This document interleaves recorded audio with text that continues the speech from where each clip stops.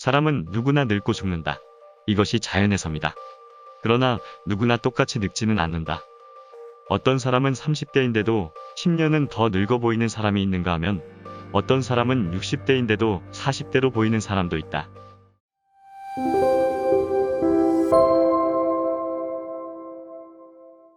노화에 대한 서양의학의 대표적인 이론은 독일의 생리학자 와이즈만이 처음 주장한 인체 소모설이 있다.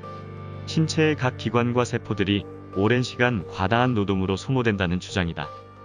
이에 반해 동양에서는 노화를 자연현상으로 인식하여 수많은 생명체에게 제공되는 똑같은 자연의 조건을 어떻게 받아들이느냐 하는 감흥 능력에 따라 노화의 정도가 달라지고 수명 또한 달라진다고 보고 있다.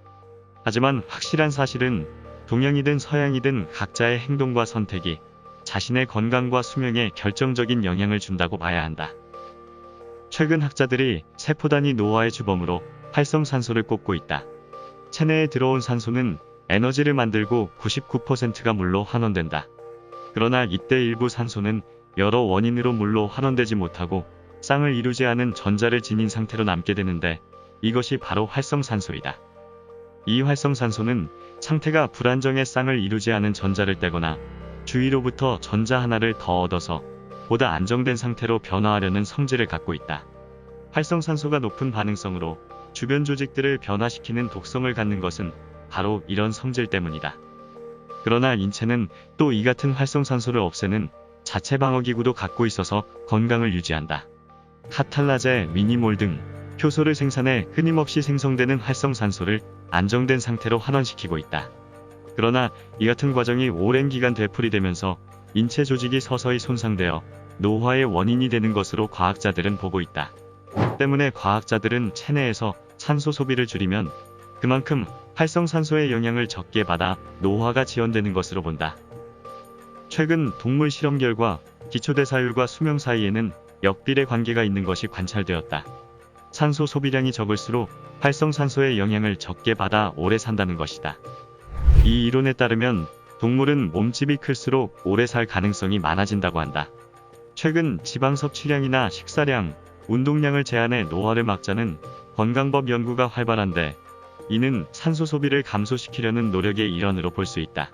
그 구체적인 방법으로 과학자들은 적당한 운동과 소식, 비타민C, E, 베타카로틴 등 항산화 작용이 있는 신선한 야채 섭취와 과도한 지방 섭취 제한 등을 제시한다. 결국 현대과학이 도출해낸 장수 방법이 전통적으로 알려져 온 평범한 장수 비결과 사실상 동일하다는 것을 알 수 있다. 노화를 방지하기 위해서는 운동이 필수이다. 과격한 운동은 활성산소를 많이 발생시키지만 적절한 운동은 심장과 폐 기능을 튼튼히 하고 긴장과 불안, 두려움을 없애며 유쾌한 일상을 만들어준다. 운동을 시작하려면 처음엔 부담감이 느껴지지만 운동 후엔 새로 태어난 기분이 들고 자신감에 차고 집중력도 향상된다. 이런 효과는 6시간에서 24시간 정도 지속된다. 생물학적으로는 20대 이후부터 노화가 시작된다고 하는데 나이가 들면 다리부터 근육이 쇠퇴하기 시작한다. 다리 근육이 쇠퇴하면 요통이 쉽게 오고 또 뼈가 약해져 골다공증이 올 수도 있다. 이때 달리기나 걷기는 다리 근육의 쇠퇴를 예방하는 데 도움이 된다. 또 발에 닿는 자극이 뇌를 활발히 해 세포를 활성화한다. 가벼운 달리기를 하면 베타 엔돌핀이라는 물질의 농도가 높아져 스트레스 해소와 기분 전환에 큰 도움을 준다.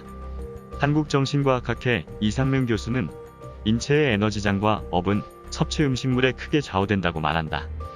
육식을 하는 경우 곡물의 오호라가 인간의 오호라에 중첩되어 오랫동안 부정적 영향을 끼치는 경우가 많다는 것이다. 또 미국 콜럼비아 대학의 헌팅건 박사는 육류의 단백질은 농도가 높고 섬유질이 적어 소화하는 데 오랜 시간이 걸리기 때문에 육식을 하면 고기가 장에서 오랜 시간 머무르게 되고 그 결과 부패한 고기에서 만들어진 체내 독소를 제거하는 간에도 부담을 준다고 주장한다. 육식을 줄이고 채식을 즐기는 것이 장수의 비결이며 동시에 몸의 기운을 맑게 한다. 유해 활성산소의 공격으로부터 세포를 젊게 지켜주는 물질을 항산화제 혹은 산화방지제라고 한다. 대표적인 항산화제는 비타민이 꼽히는데 20여 종에 이르는 비타민 중에서 특별히 노화 예방과 관련된 비타민으로는 비타민 A, C, E, K, 베타카로틴 등이 각광받고 있다. 이들 항산화 비타민제는 따로따로 있을 때보다는 같이 있을 때 더욱 강력한 효과를 발휘하는데, 특히 비타민 C와 E가 항노화 전선을 구축하는 가장 강력한 파트너라고 알려져 있다.